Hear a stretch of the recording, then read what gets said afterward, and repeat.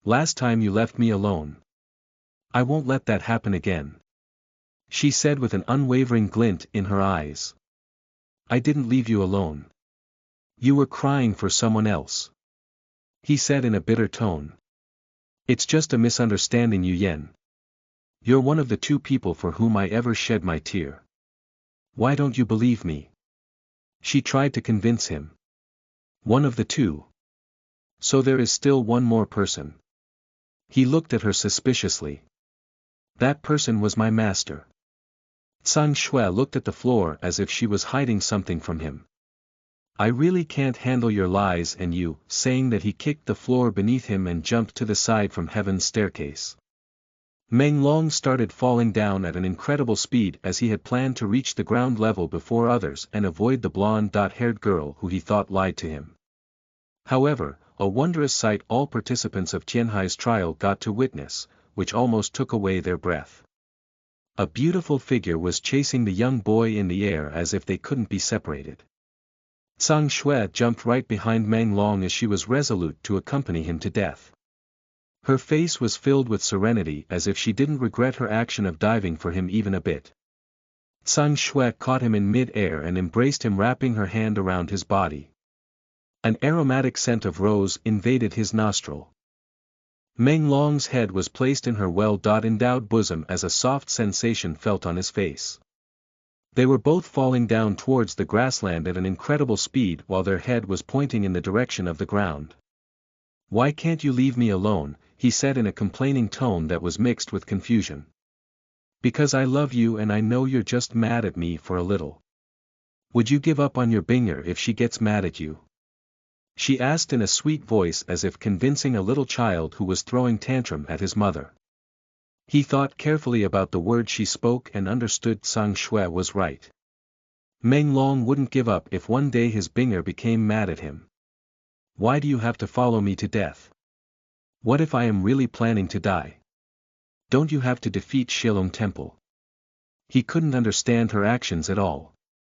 The boy thought she prioritized her goals more than him, but she proved him wrong. I'm coming with you to your grave if you're going to die. This Shui only cares about husband. Shilong Temple can have the world while I am happy with my Yu Yen. Tsang Shui said in an adorable manner which didn't lack her resolute decision to be by his side.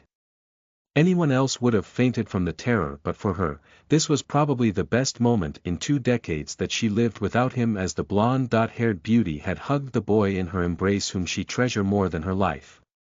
The time in the divine realm went slower than in this world, so it was only 2 decades for her while thousands of years for Yuna. How are we going to survive?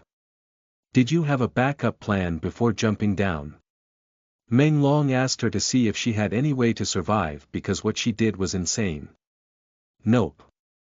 I just knew my Yu Yen was going away, so I had to accompany you. You know I won't do the same mistake again and let you run away. I'm going to cling to you like your shadow. Even if you hate me and want me to die by hands of Shilong Temple, I'll still come after you as a ghost and haunt you all the time. Tsang Shui said in a loving tone which was filled with satisfaction to be with him. You're really a fool. Meng Long said in a confused voice filled with jumbled-up emotions as he was hugged by her. But I'm your fool. She giggled in a mischievous voice while not caring that they were falling from a height that would surely kill them. I don't understand you. Meng Long sighed. He activated his gravity limit, which increased their speed by 10-folds as they started falling down even faster. Their clothes and hair fluttered with the current of wind as Meng Long wrapped his hand around Tsang Shui's waist tightly so she doesn't fall away. Tsang Shui didn't feel scared by the enhanced falling rate. Instead, she was having a joyous moment being with him, and his hand gripped around her waist just boosted her confidence in him that he still cherishes her like before. Other inner court students all watched the two young figures falling at full speed like a shooting stars. Their face had pity for the young couple who were going down to their death while embracing each other.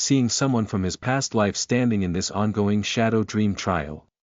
Meng Long had no close bonding with his current life clan except Shui Rou, but he was close to his father in his first life. The boy recognized both people that were having a serious conversation. The person, sitting on the throne, was the emperor of Trasia country, Zhang Wuhan. The young man standing in front of him was the genius of the country who had become the youngest person to ever break through to the monarch realm before the age of 30, which was beyond 90 spirit rank. I am forever in your debt, Yu Hao. I am very thankful for you saving my life on the battlefield against our enemy and also honored to have you by my side. Emperor Wuhan said, his voice heavy with emotion. Don't mention it, Your Majesty. I can do at least this much for my country. The black-haired man said in a composed manner. Zhang Wuhan stared at the brave ranker, his eyes filled with gratitude. You are a rare and valuable asset to our empire. Can you do me one more favor, Yu Hao? Emperor asked in a polite tone. What is it, Your Highness? Yu Hao responded with a relaxed voice.